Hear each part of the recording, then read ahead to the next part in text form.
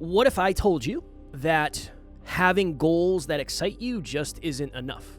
Goals that excite you is great, super important. Yes, obviously we want to accomplish the goal, but if we don't come to an admittance factor of what it's going to take to actually accomplish the goal, then we're most likely not going to do it. So yes, an exciting goal is necessary, but also finding a process that we're willing to put up with, I think, is also equally, if not more, necessary. Everybody can think of a time in their life where they set a goal and then they didn't end up achieving it. And one of the reasons why, I think, is that the moment you set a goal with a deadline, all of a sudden you're in the pressure cooker, you're up against something, and you really don't get to wake up in the morning anymore and just kind of do what you want. You have to wake up in the morning and go, okay, what do I have to do today? What has to get done today? Whether it's school, college, deadlines, it is a lot of pressure. And I understand why when you get out of corporate or you get out of your job or whatever it is, in your personal life, the bigger and higher your goals are, the more you kind of can't do what you really want. However, without goals, you don't get to do what you want because you don't have enough money or enough success or whatever it is too. So it's such a double-edged sword that we're going to talk about today. Next Level Nation, today for episode number 2016, the most common goal-setting mistake. Again, we talk about goals a lot, we talk about goal setting a lot, but I think we're always learning more about it, and the goal is always to add more value to that. Ellen and I were talking behind the scenes today, and I was talking about how one of the hardest parts of this journey, and I think goals in general, is there's always an open loop. So, okay, we'll use this as an example. Let's say you're a dream chaser out there, and your goal right now is to go get a new client or a new financial opportunity. Awesome. That's a very, very small, that's a micro goal because you want to make a certain amount of money this quarter. Awesome. That's a bigger goal because you want to make a certain amount of money and or accomplish something within the year. Awesome. That's a bigger goal. And then 10 years from today, you want to have a certain level of accomplishment from a financial perspective. Every time you close one loop, it almost opens the next loop a little bit more. And the hard part about that is the process for, it's almost like the process for closing the first loop is the same process for closing the biggest loop you have. It just takes like 50 times as long. I was saying this to Alan. I have been super excited since we started talking about me in the future having a channel for cars. I don't know what I've been thinking about names. I'm super excited about it. And I told Alan, I said, it seems so far away, but it also seems so close. And it's this weird thing where there's like so many loops that have to get closed before that's even an option. And it's just a juggling act of so many different things. And then we got to the point where we were talking about the hardest part about goals is it's not the fact that you lose desire to accomplish the goal. I think it's more the fact that we lose desire to practice the process, because the process oftentimes sucks. If the goal is something big that's going to take a lot out of you, the process is most likely going to be big and long and challenging and confusing and overwhelming. That's also going to take a lot out of you. So the goal is amazing, and that's the shiny top of the mountain, but the process is the climb that I think we just have to come to terms with and accept it. You don't have to love it, but I do think you have to accept it. Well, I think that's a good metaphor, is you want to climb a mountain, and you want to be the type of person who can climb a mountain. You want to be able to say that you climbed a mountain. But then during the hike, there's a couple times where it really, really, really sucks. Every time. Emilia and I, we've hiked 7. And there's always a moment where this is brutal. This is not good. And I think that's, you can't want one without the other. And it's such an interesting thing too, because whether it's a home on the beach or it's sending your kids to a certain college, being able to retire your family, a certain dream car, boat, whatever it is, I'll never forget Emilia's family. When they were in their 20s, they had these plates. And they said, these are the plates we want at our lake house one day. And it took them 24 years or something like that, 22 years. And we were eating off those plates at the lake house. This is a couple of years ago now. And I remember thinking, that's really cool. It's really cool that you kept these plates that you wanted to have at the lake house, and now it's a nice place and multiple homes and all that stuff. And that was at one point just a dream. However, and this is the important piece of this, what about the 20 years of work? What I've come to understand, and this is, I'll try to make this land. How do I want to not use me? I'll use Emilia as an example. All right, Emilia's crushing it right now. She's doing very well. Very proud of her. She had a goal to buy a home by 27. That was her goal when she was like 20. And not a lot of people do that, especially not a home like this. I mean, this is really something. But everything between 20 and 27 was really brutal. It's everyone wants to buy a home, right? Like that's the first step, is to have the dream or the goal, but everything after that is really, really brutal. There's this really famous speech that went viral that I send to my clients regularly. And if you're a client out there listening and I haven't sent you this, ask me for it. It's 2.5 minutes or 3.5 minutes, something like that. It's very short. And it's a college basketball coach speaking to the team. And it's talking about how life doesn't get easier. You learn how to handle hard better. You want to get married. You want to have children. You want to buy a home. You want to whatever. Nothing gets easier.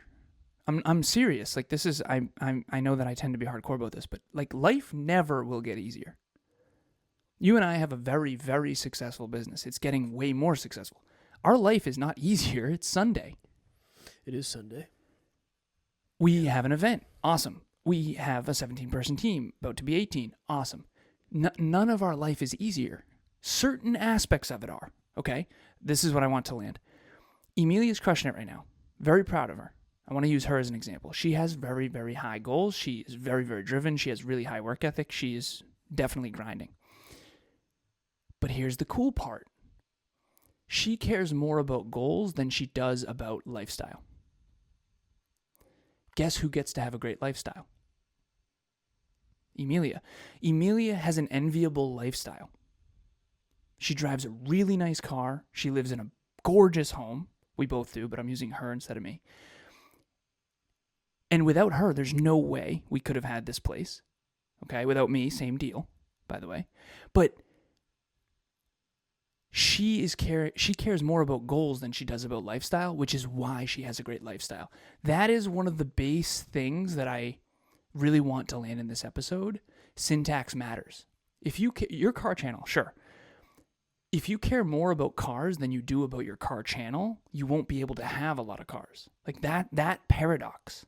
You can't care more about cars than you do about work ethic that buys cars. And I really want that to land. Like, Emilia has a magnificent lifestyle. Her family has a magnificent lifestyle, which, by the way, Emilia is self-made. She's done all this on her own, not without any generational wealth, except for her education. They helped with education. But what I really want to land is she cares more about goals than she does lifestyle, which paradoxically is why she has a great lifestyle. I'm going to have a great lifestyle. I kind of do in some ways. And I have a lot of things that a lot of people dream about. And I'm going to have a lot of things that a lot of people dream about. But what I want to really land in this episode is that that's because my focus is on goals, not on lifestyle. I need that conversation to be had. The people with the best lifestyle that I've seen, mentors, different people, are the people who care more about goals than they do about lifestyle. Well, I think it's hard to ask somebody to reorder something that has been that way for however long. Well, you did it. To a degree. I mean, I still care about lifestyle. Of course, but you care about goals more. I think I have enough proof now that goals increase lifestyle. But I didn't always. But I'm anxious about certain things. Not bad anxious, just like I want to get there faster. I want to get there faster. I want to get there faster. Like to this day, like this car channel thing I'm so excited. And again, it's not going to happen for a long time, but I'm so excited because for me, it's like, I feel like that's something I've pushed down for so long. I was telling Alan, I'll never forget my second car ever. My first car was a 1997 white Mustang with 144,000 miles on it. 0 to 10, how much do you love cars? I love cars at a very high level. My car aware, like I'm not most likely going to fix cars myself. I don't like that. Just certain love. Things. How much do you love cars? 10. Yeah, it's very clear when you talk about them. I miss it. Yeah. I miss it so much. Because and honestly, when you will achieve that dream, you'll have a car channel one day, all this stuff. That'll be because you suppressed it for a while. That's the irony. I know. But that's the problem is I think you start to resent the pushing it down. It's like it keeps bubbling and bubbling. And I think that's why people make what seem like very unintelligent decisions, because eventually I think it bubbles over. They're like, fuck, I want to do this. I'm going to go do this. And I think that's where it's potentially dangerous. Like jiu-jitsu, Taryn asked me the other day, she said, are you ever going to do martial arts again? And I said, if I have to choose between bodybuilding and martial arts, no. I'll most likely never do it again. I'd rather do bodybuilding. I said, I don't think I'm going to have the luxury. Eventually I will, but not for a long time. I'm not going to have the luxury of bodybuilding 5 times a week and doing jiu-jitsu. It's just not realistic for me. Well, goals come with responsibility. And how do I make this land? Okay. I have an ex-mentor who was the CEO of a $1 billion company. And he can have whatever lifestyle he wants within reason.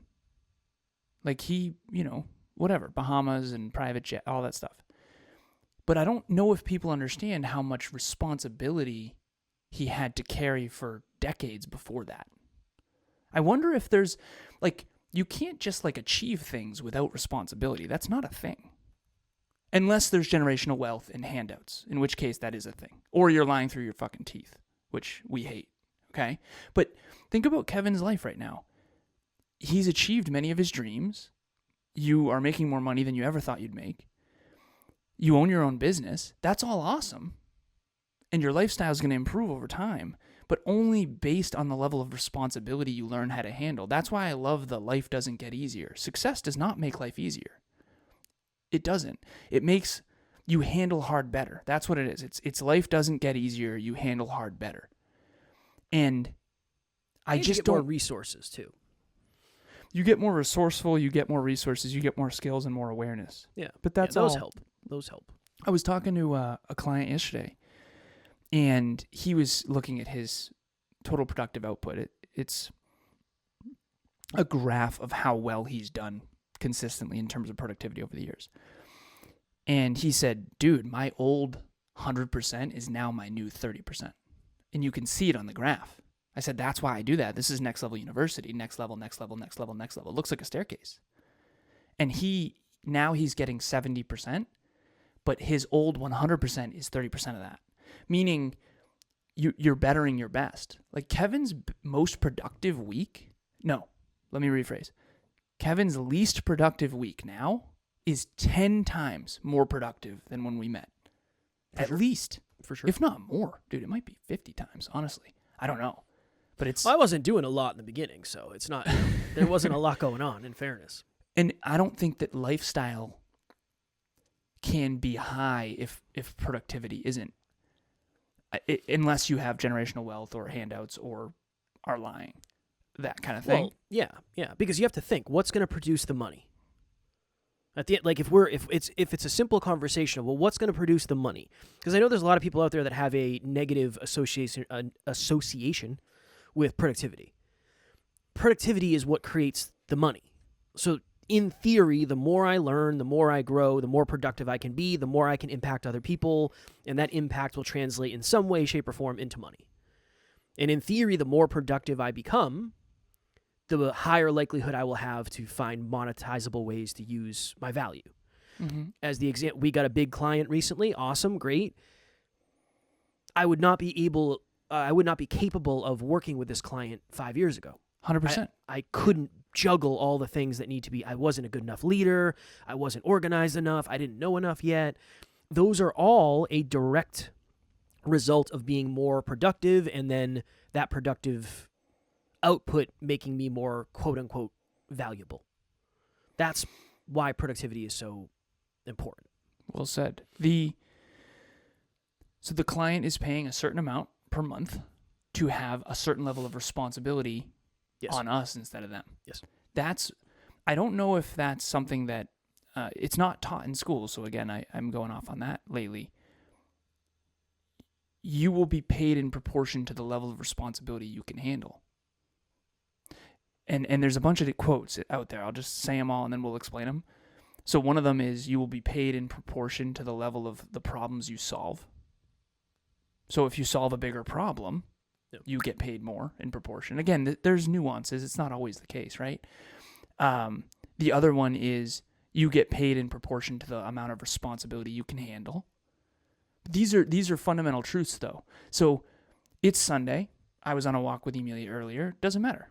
I have to go work. Why? Because I'm the CEO of the company. Why? Because if I don't, the business doesn't succeed. Yep. Why? Because then blah, blah, blah. So, it's nice to be CEO, but I don't think, I honestly think that most people, they always ask me, like, what's it like to be the CEO, all this stuff. And this is on other podcasts, obviously not necessarily. When you're walking down the street, people run up to you. What's it? Yeah. With their, certainly not me wearing this. They're 5x9s. Can you sign this? What's it like to be the CEO of NLU? But you do get that question a lot, right? Because you're a founder and a CEO, and that's a dream for a lot of people. A lot of people want to build their own companies. I'm telling you right now, if you knew what it took, you would stop that immediately. You would can that idea, like, and I'm not saying not to do it. If you're out there and you want to build your own company, I think that that's great, and you better be ready to work. And I'm talking just crumble under the weight of massive responsibility always. It never shuts off. Like, everything is a problem all the time. And I have to be available all the time to solve any problems that are, it's just a thing.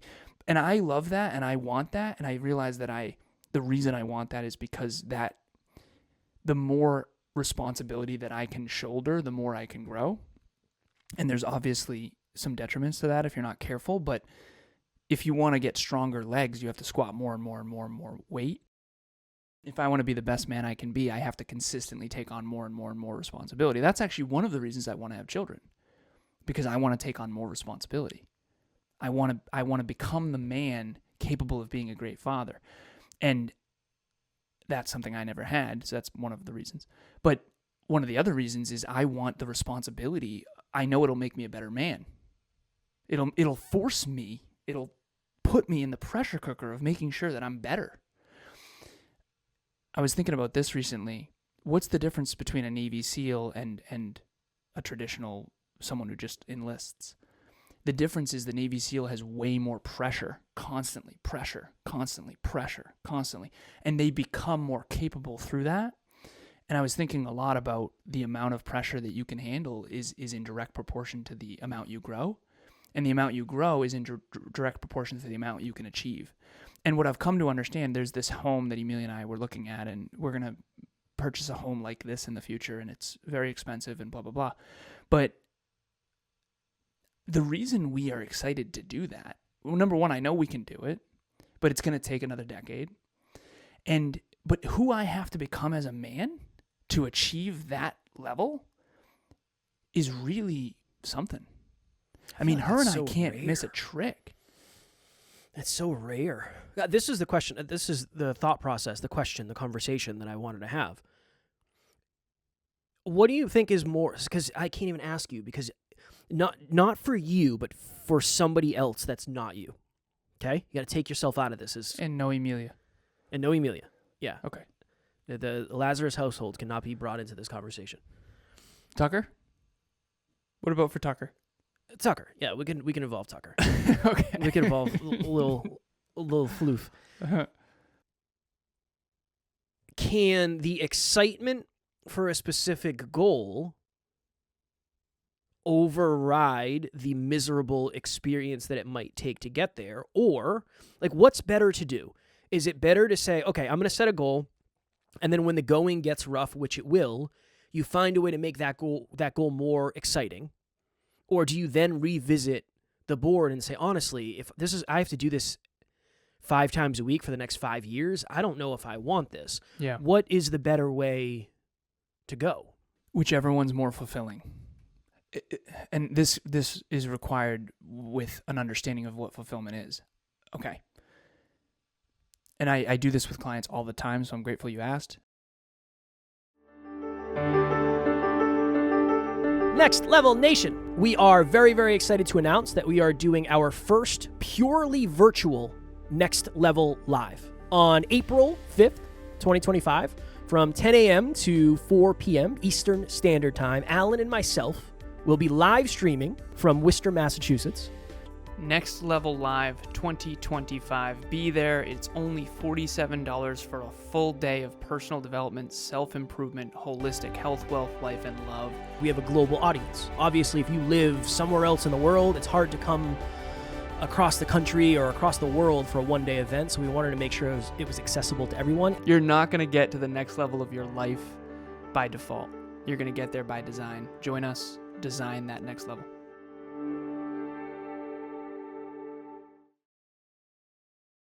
I have a client I'm thinking of who won't be fulfilled unless she achieves her massive goals.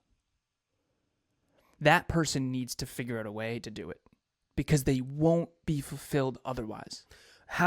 What was she like before the goal? Miserable. Did she know why? She does now. Okay.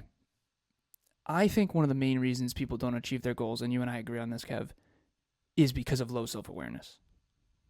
If you have low self-awareness, you might think, I'm thinking of someone right now anonymously who thought she wanted to be a business owner. And we got in and we coached for months and it was like, wait, no, hell no. You do not want this at all. And that's okay.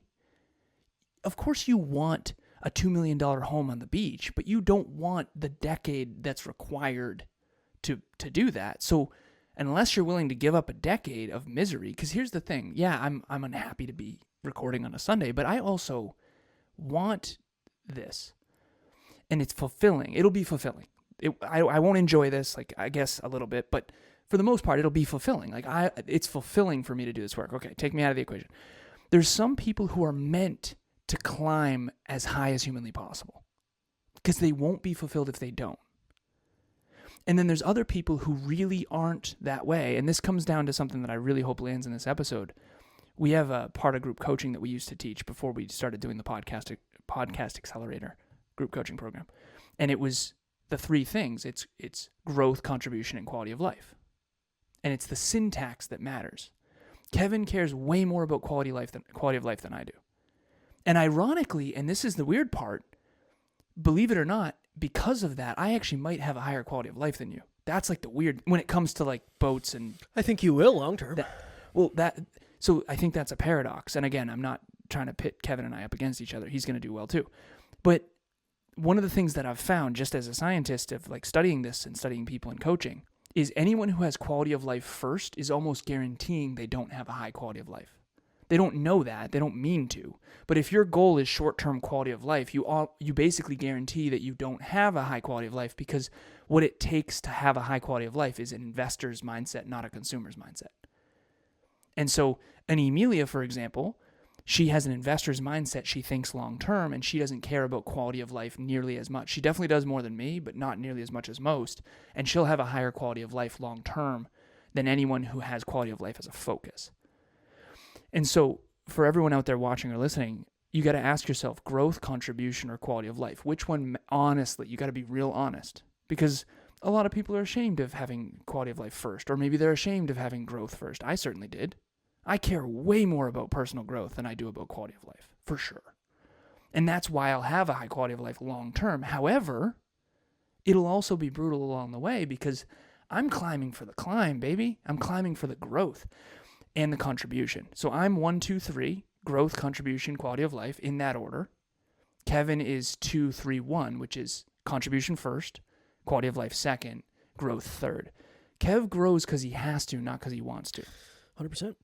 And we've talked about this. I set goals for what it will make of me to achieve them. You set goals for higher quality of life. We both grow, but it's for a different reason. And I think everyone's wired a different way. And when I do coach people, to answer your original question, I'm always trying to figure out which one is their priority. Not which one are they pretending is their priority, but which one deep down is actually the one they really care about deeply. Because I'm thinking of someone right now, and she was like, you know what? I'll take $25K pay cut. Like, I hate this job. For me, I would not do that. I would just deal with it and find a way to get another job with higher pay. But that's because I don't want to climb down. I want to climb up. And if I do climb down, it's only because I want to eventually climb up. Like when I left corporate, that was hard for me to climb way down, but I knew long term it would be better. And so for everyone out there, are you driven by growth first? Are you driven by contribution and impact first? You want to contribute? Or are you driven by quality of life first? There's implications with each, and you need to understand that and set your goals accordingly. Well, that would be a good next level lesson for everybody, is figure out what your order is and be very honest. Again, it was very scary for me to admit that I like quality of life as much as I do. It was very, because I already have a fear. Like there's already a fear of, okay, I'm going to start a channel for cars. And again, I'm probably not going to wait until I have like a really, I mean, at some point I'll start a channel where I do one video a week talking about a car, and there's always going to be self-improvement injected in throughout. And I can already imagine if and when the channel grows, people say like, hey, what do you do? Like, how did all this happen? Well, I have a self-improvement podcast. There's a part of me that's afraid people will judge that. The self-improvement part? No, not that. Just like, I don't know. Just, I don't know. You're taking advantage of your audience or whatever. Like there's a fear of that for sure. Because it's supposed to be altruistic. Like, oh, you have a self-improvement company that's focused on helping people. Like that's got to be the main focus. Well, it is. I mean, just look at the resume, right? We do an episode every day. We have 2,000 episodes. Like, you'll never get charged to listen to this podcast, unlike what a lot of other creators are doing. So that's always going to be a thing. But it's just a fear of mine that I think sometimes people, there's two ways it can go. Self-improvement equals fake money grab, which there is a lot of that out there for sure. Or self-improvement equals super aligned, don't ever ask for anything type. Yeah, energy. which can't sustain. But my goal of sharing that is, even I'm still a little bit scared of that. So if you are, it's totally fine. I mean, it's totally understandable. Yeah, I appreciate you sharing. I think a lot of that is just a misunderstanding from people's perspective. They don't realize, I mean, you're adding value with a car channel. Well, right? yeah. YouTube is free for a reason. It's free because there's ads. It's not actually free. Like, nothing's actually free. But I don't think other people necessarily, again, I don't know if people are taught that. That's what I would say. I don't think we're taught that. The truth is that Facebook isn't free. You have to see ads. And I remember the old days where there were far less ads. That was nice. Yeah, well, it started out free. That's how all internet companies start, right? Well, and even the car channel is, the reason I'm starting a car channel is because it will help bring people to NLU. Right, and I'm we not can help more starting people. it just because it's more of like, that's a core value of mine. So it's almost like if I started a channel about mixed martial arts, which I'd never do, but imagine if I did that, and it was like that was something that introduced people to self-improvement. Oh, okay. I think of it all the time. Like, I follow some pretty big people on YouTube that have a lot of really nice cars, and they have really nice YouTube channels. If they dropped in some self-improvement and then had like a spin-off series of self-improvement, I'm sure people would tune in. Of course. I'm sure. So that's kind of what I'm envisioning in the long run for that. I know we got to jump. The thing that I hope the listeners or viewers take away is reevaluate the goals and the size of them based on your orientation. I know some people that I've coached that they love their quality of life. They want to wake up when they want. They want to do what they want. They don't want a ton more responsibility. And the truth is, you're never going to build a really, really successful business with that mentality unless you lie. And I just want to be honest so that you don't waste time, because that's the one thing we never get back. I think it's important to orient around what you value. And I've never understood that more than I do now, for sure. And so if you care about quality of life first, you should probably get a job that allows you to have a high quality of life, and then learn how to, this will hopefully land. There's consumers and there's investors. Investors are people who think very long-term, and they short-term sacrifice for long-term gain. That's an investor mindset. A consumer pays up front and gets what they want, and they get it now. And if you have quality of life first as your of the three, growth, contribution, quality of life, then that means that most likely you need to spend your money first, invest second. For Kevin and I, we've been investing first, spending second. And that's a long-term game, but I've been fulfilled as hell along the way, more so than you, it sounds. Yeah, for sure. Yeah. But I think that that's really the tell, is you're on the path if you're fulfilled. You're on the path if you're fulfilled. I wouldn't be fulfilled just hanging out. I would hate that so much. Like, I would like to have Sundays, and I still work on Sundays. I don't want to necessarily do front facing on Sundays, but at the end of the day, it comes down to designing the life that you love. We used to talk about that all the time. Like, design a life you love. And hopefully it's one that incrementally gets better over time, not worse. And I think that as long as you're setting the groundwork to make sure your future is brighter than your past, in alignment with what fulfills you, I'm all for it, and I'm here to help. I think a good label would be sustainable sacrifice. Yeah. A lot of people say, like, no, you shouldn't have to sacrifice. I think 100%, you're going to have to trade something for something. It just is the way it is. Can you do the lobster thing? That was fire. I don't know if it actually was or not. It was just an example, but we were talking about where we were going to go in this episode, and I said, I think of it like you go to a restaurant and you see lobster on the menu, and you say, I could go for some lobster. I'm in.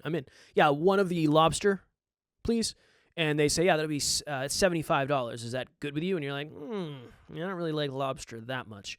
How much are the chicken nuggies? 11? I'll take the chicken nuggies. If you really like lobster, you'll pay, and you have the resources, you'll pay $75. I don't like lobster. I don't care if it's $11. I'm going to get the chicken nuggies.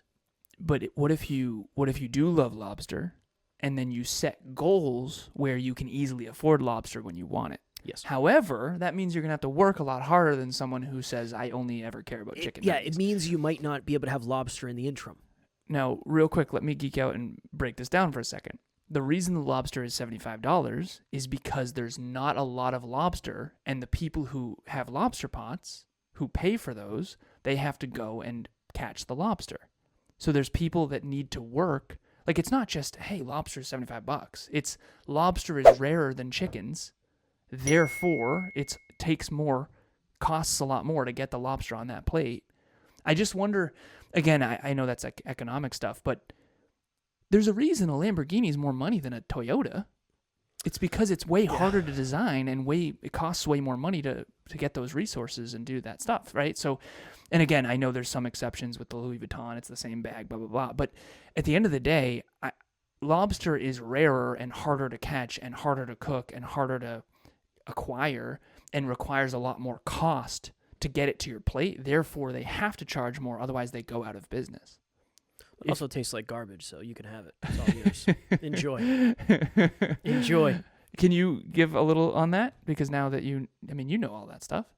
Well, it's anytime you go to like a nice restaurant and you want to order fish, it says market, based on market or market price. Mm-hmm. And essentially the reason it's never the same is because it costs a different amount to get the fish in, depending on where they're getting it from, depending on the season, depending on the time of year, depending on what the fish cycles look like. So yeah, it's just like anything else. If Supply and demand. if you go to Home Depot, there's odds are that there's going to be things that are way more expensive than they used to be because it costs way more money to get them into Home Depot, right? So yeah, supply and demand. The last thing I would say on this Next level lesson. I already gave mine, but I'll give version 2. I think this is something that you just continue to uncover and uncover and uncover over time. I said this to Alan the other day. We've gotten some big clients and we've had some big wins, and I said, I need a little taste. I need a little taste. I need a little celebration. I need to do something. All I was saying to Alan was, I need a lifestyle hit. I'm just investing so much right now. Yeah. Give me a little taste. I'm not asking for much. Just give me a little nougat. I don't know.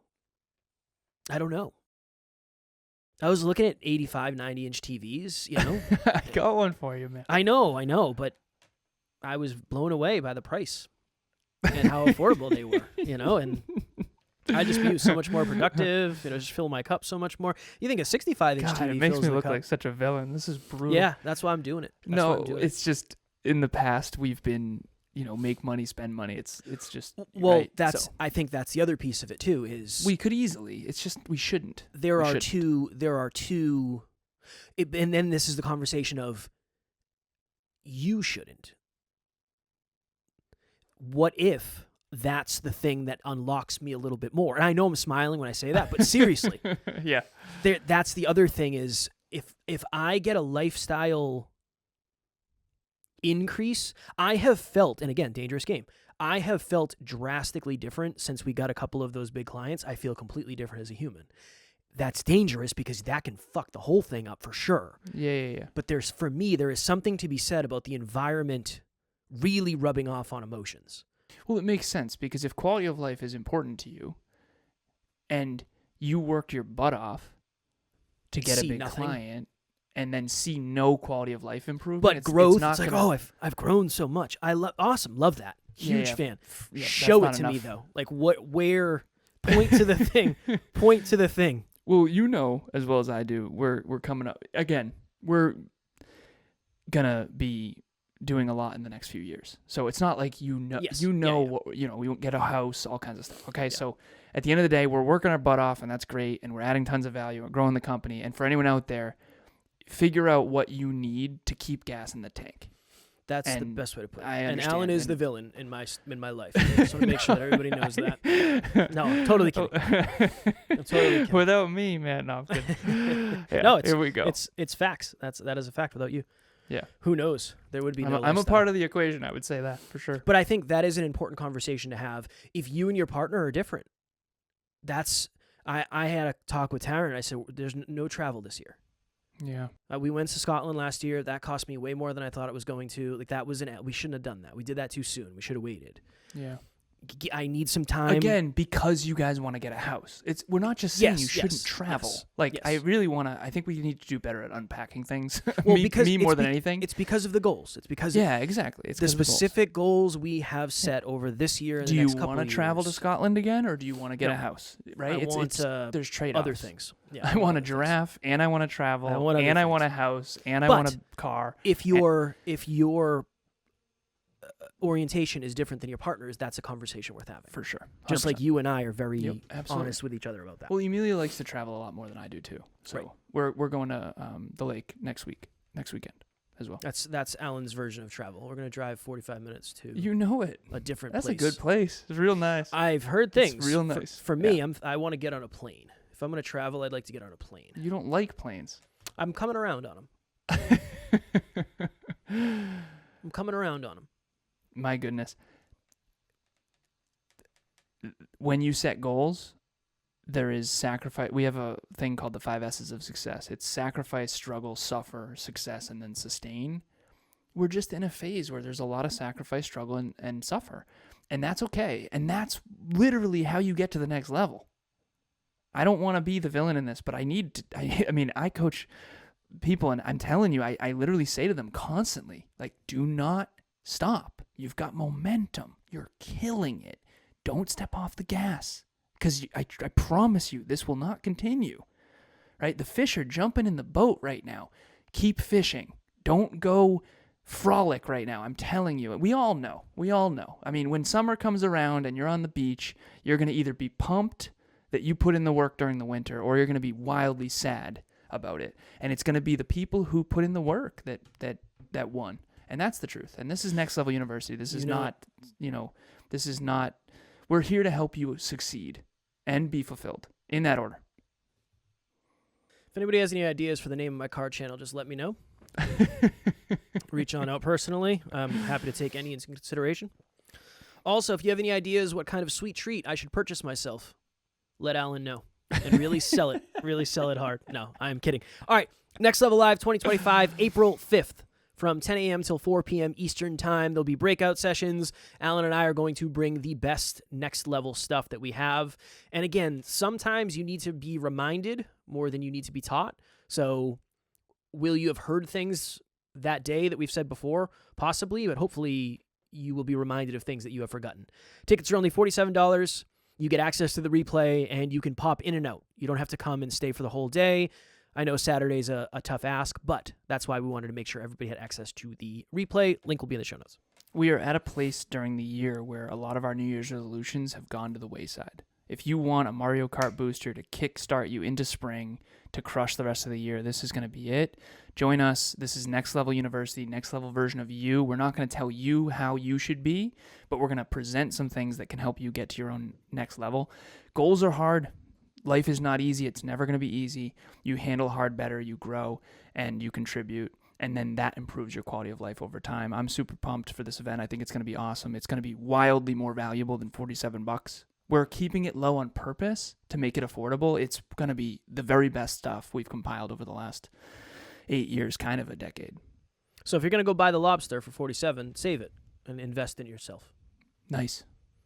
If you're going to buy a 90-inch TV, buy the TV. No, I'm kidding. Well, if you're going to buy the TV, then come to the event and you can connect your laptop to the TV. Yeah. That's the best See us on the big both screen. worlds right there. So, yeah, we'll have the link in the show notes for that. We would love to have you there. We're only selling 50 tickets because we want to make sure it's a quality group of humans. So that's that. As always, we love you. We appreciate you. Grateful for each and every one of you. And at NLU, we don't have fans. We have family. We will talk to you all tomorrow. Keep it next level. Next Level Nation.